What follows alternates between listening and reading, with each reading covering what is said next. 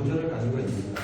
그러면 이것을 공자와 맹자의 가르침과 주자의 가르침이 다르다고 나타나는 것이기 이 성리학이라는 것이 사실 우리가 알아야 통합, 성도교에 대해서 조금 더 아마 쉽게 좀 접근할 수 있지 않을까 하는 생각이 듭니다. 왜 성리학 시대에 좋은 것들이 많이 있음에도 불구하고 대신사님이 통합이라는 새로운 그 가르침을 갖다가 마련했으니까 하는 건데, 성리적 기도는 여러 가지 많이 있습니다. 좋은 점도 있지만은 폐해성도 사실 많이 있다고 볼 수가 있거든요.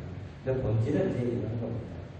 첫 번째는 이제 명분론이라고 볼 수가 있습니다. 이 명분론은 이 명분이라는 것이 우리가 생각하게 되면 당연히 지켜야 할 것이라고 이제 많이 생각하고 있는데, 실제적으로 성리학 사회에서 이런 그 신분에 따라서 마땅히 지켜야 할 도리가 이제 명분이라고 볼 수가 있습니다. 그러면서 본다면 이 명분론이라는 것은 조선시대 성리학사에서 누구나가 지켜야 될 당연히 윤리적인 어떤 그런 사회적 계약 이런 관계까지도 이야기할 수가 있는 것이 명분론이라고 볼 수가 있습니다. 근데 이 명분론은 가장 핵심이 뭐냐면 임금입니다. 임금. 그리고 그 밑에 있는 신하. 군과 신하의 관계가 모든 사회의 질서의 중심이라는 거예요. 그래서 이 군신의 상하관계, 임금은 항상 상의 관계고, 그 다음에 신은 항상 하의 관계입니다. 그러니까 상과 하의 관계가 가장 모든 사회 관계의 기본이 된다고 하는 것이 바로 명분론의 핵심이라고 볼 수가 있는 건데, 이런 사회적 신분제, 사농공상이라고 하게 되는 사회적 신분제, 그리고 양반과 처비라고 하게 되는 그런 신분제를 갖다가 정당화시키고자 하는 것이 바로 명분론이라고 볼 수가 있습니다. 그래서 가장 중요하게 생각하는 것이 뭐냐면 삼강오륜이라는 거죠. 삼강은 아니죠. 삼강 그게 되면은 저도 저도 왔습니다. 불이신가, 불이불강, 불이자강이라고 쓰겠습니다. 그래서 앞에 있는 임금과 그 다음에 남편과 아버지는 항상 상의 위치에 있는 거고, 그 다음에 뒤에 있는 신하와 아내와 자식은 항상 하의 관계가 있는 것이 이 삼강이라고 볼 수가 있습니다. 그래서 이 상하 관계를 갖다가 분명하게 가정이든 사회에서든 질서를 지키고자 하는 것, 이걸 바뀔 수가 없다는 걸 갖다가 이제 이야기하는 것이 바로 이제 이 삼강이라고 볼 수가 있고, 오륜도 마찬가지로 볼 수가 있죠. 오륜도 근신위, 부자유친, 도구유격, 그 다음에 부자유친, 장유서, 부무유신, 이런 것이 앞에 있는 것은 상의 개념이고 뒤에 있는 것은 하의 개념인데, 이 하의 개념을 갖다가 엄격하게 서열화시키고자 하는 것, 서열화시키고자 하는 것이 바로 삼강오륜, 사회적 윤리라고 볼 수가 있겠고, 이런 것이 이른바 이제 분수론이라고 얘기합니다. 이건 남을 분자로 되어 있지만 신분입니다. 신분. 사람은 태어난 것부터 신분이 정해져 있고, 이것이 임금이 될 수가 있고, 사대도 양반이 될 수가 있고, 농민이 될 수가 있고, 상민 또는 천민까지가 될 수가 있는데, 이런 신분을 숫자가 지킬 숫자입니다. 이걸 지키고자 하는 것이 바로 분수론이라고 볼 수가 있습니다. 우리 속담에 가장 많이 아는 속담 중에 하나가 뱀새가 황새 쫓아가다 뭐 찢어진다고 그러죠? 가래를 찢어진다고 그러죠. 이거는 뭐냐면은 분수론의 가장 핵심적인 얘기인데, 황새는 황새답게 살아야 되고 뱀새는 뱀새답게 살아야 된다. 이거를 갖다가 얘기하는 것이 바로 이제 그 속담이라고 볼 수가 있는 거고. 그래서 이런 신분을 갖다가 지키고자 하는 것에서 조선 말에 서구형 한 문물들이 들어왔을 때도 정통 성리학者같은 경우는 이 성리학의 명분을 지키고자, 신분제를 지키고자, 이 신분제를 깨뜨리고자 했다는 것이 바로 이제 동학이고 천도교였다고 볼 수가 있습니다. 그래서 하극상을 갖다가 절대적으로 금지시켰다고 볼 수가 있습니다. 그래서 아랫사람이 윗사람을 갖다가 함부로 이렇게 대하는 걸 갖다가 엄격하게 제한을 금지시키려고 했다고 합니다. 이런 것들이 국가적으로 거슬렸을 때는 반역죄가 된다고 볼 수가 있어요. 집에서 이제 거슬릴 때는 이제 필륜죄에 해당한다는 것이 이제 바로 이런 명분론을 가지고 국가 또는 사회, 가정의 질서, 윤리까지 서열화시키고자 하는 것. 그 중에서 가장 문제가 되는 것이 여기 신분제라고 볼 수가 있습니다. 근데 고려시대만 해도 신분제가 변동이 됐었어요. 가장 천했던 천민이 왕 다음에 수상까지 권력을 가질 수가 있었던 것이 고려사에 있었어요. 이건 이제 불교서 보게 되면 문해서에 가지고 이제 이런 것 해석이 가능한데 성략에 들어오면서부터는 그건 전체적으로 있을 수 없는 일이라고 세뇌시키고 조화시키는 것이 바로 이 삼가오륜의 핵심적인 내용이라고 볼 수가 있습니다. 그 다음에 이제 과거론이 있는데 이 과거는 뭐냐면 쉽게 얘기하면 과거 시험입니다. 과거 시험.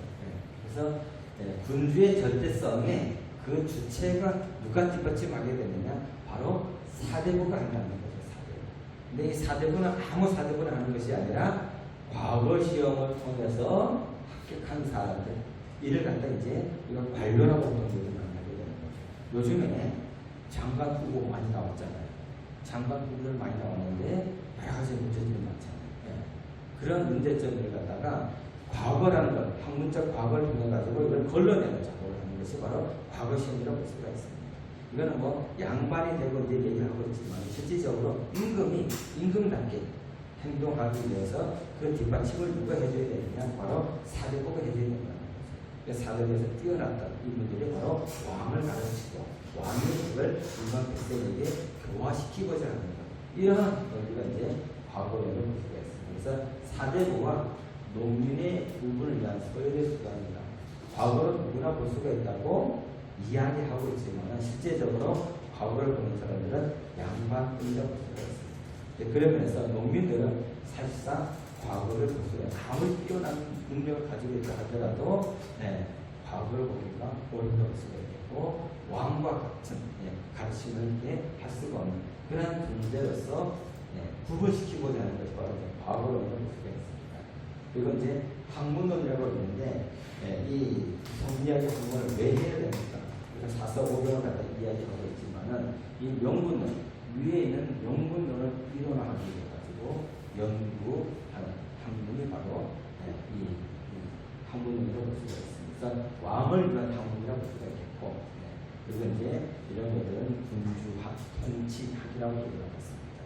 요즘은 정치를 해야 된다고 얘기를 많이 하고 있죠.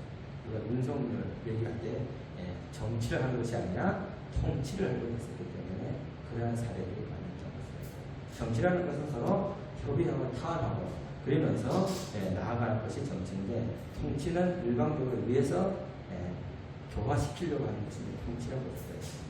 그러면서 본다면 군주의 역할이라는 것은 사실상 통치 어떻게 백성들을 갖다가 교화시키려고 하는 거예요. 여기에 목적이 있다는 걸 볼 수가 있습니다. 그 다음에 이제 인성론이라고 볼 수가 있는데 사회적 인간관계를 상하로 구분하고자 합니다. 사람은 태어날 때부터 성품을 가지고 태어났다는 거죠. 이런 걸 통해 가지고 상하 관계를 갖다가 구분시키고자 합니다. 그래서 현실적으로는 임금에서부터 신하, 농노에게까지 윤리적으로 성인과 악인을 구분하려고 합니다. 사실부라고 하면 대체적으로 선, 그리고 그렇지 못한 사람은 악인 이런 식으로 이제 소열화시키고 구분시키려고 합니다.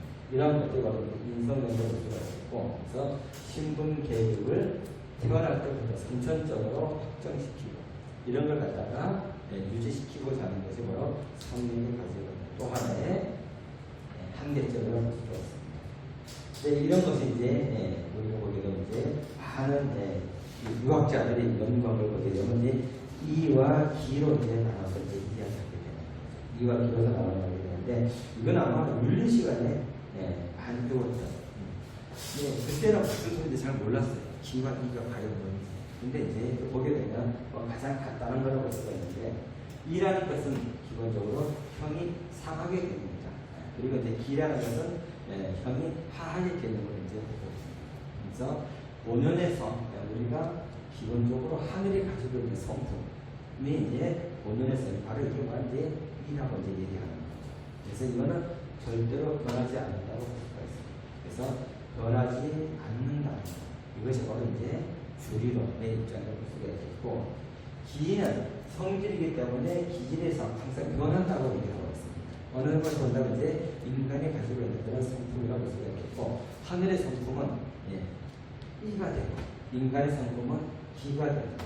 그래서 인간의 성품이 어디로 가야 되나 하늘의 성품은 이로 가야 된다고 하는 것이 이제 기본적이라고 할 수가 있습니다. 그래서 어느 것을 더 중요시할 것이냐, 그래서 이기론이냐, 주리론이냐, 주기론이냐 이렇게 이제 나눠서 이제 해석한다고 볼 수가 있는데, 유교에서는 기본적으로 항상 이가 기보다 우선에 있습니다.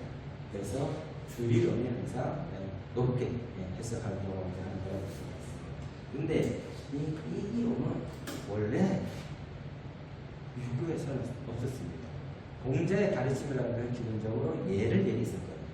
사람이 살아가면서 어떻게 예의를 갖추고 살아가야 되는가, 가장 중요한 것이 관본상제의 예를 갖다 예를 많이 들었습니다. 이런 것들이 이제 공자의 이제 가르침이라고 볼 수가 있는데, 이런 것들이 주자에 와가지고 이기론이 형성되는 철학적 체계가 갖춰갔었는데, 바로 불교의 이 사론에서 영향을 받았다고 있습니다. 그러니까 공자에 있는 우리가 유하게 되는가, 주자가 가지고 있는 성명의 개념은 사실상 엄청난 차이가 있다고 볼 수가 있겠고, 주자가 가지고 있는 성명은 철학적 체계가 조금 더 확립되어 있다.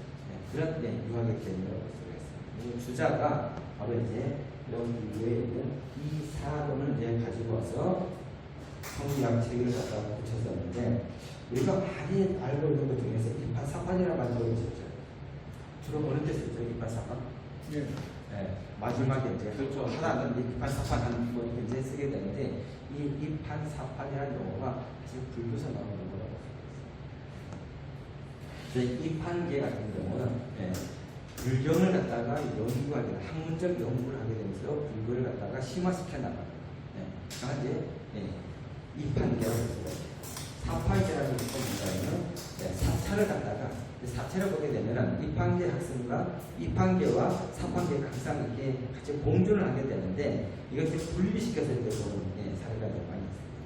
그래서 이 사찰을 보게 되면 좀 전에 말씀드렸던 것처럼 불경을 연구하고 이치를 탐구하고 이런 학생들은 이판계라고 얘기하게 됩니다.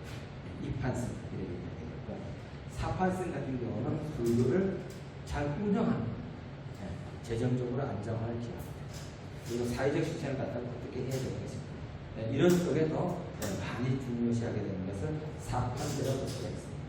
그래서 예전에 불교가 흥행했을 때 이판계가 더 잘했었느냐, 영향이 더 컸었느냐, 사판계가 영향이 더 컸었느냐, 이걸 갖고 이제 논쟁을 했던 것이 바로 이제 이판 사판의 이제 논쟁이라고 얘기를 하게 되는데, 이런 불교의 이치를 갖다가 가져들어와서 주자가 성리학적인 체계를 갖췄습니다.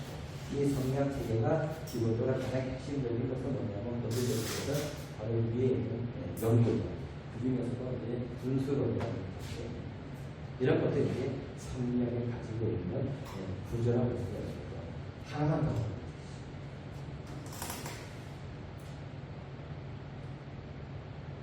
자, 그럼 우리나라 유학과 성리학이 이제 언제 성립됐었는가, 아마 지난 시간에도 아마 잠깐 말씀드렸다고 볼 수가 있는데, 우리나라에 유학이 전래된 것은 고조선 시대라고 이야기하고 있습니다.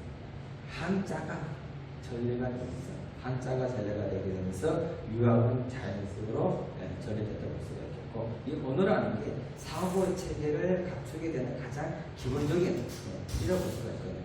그러면서 언어가 다시 이제 중요하다고 볼 수가 있는데, 우리가 어릴 때 어떤 언어를 배우냐에 따라 가지고 사고 틀이 달라진다고 생각합니다. 영어를 배우게 되면은 주어, 동사, 목적어 이런 사고 틀을 가지게 됩니다.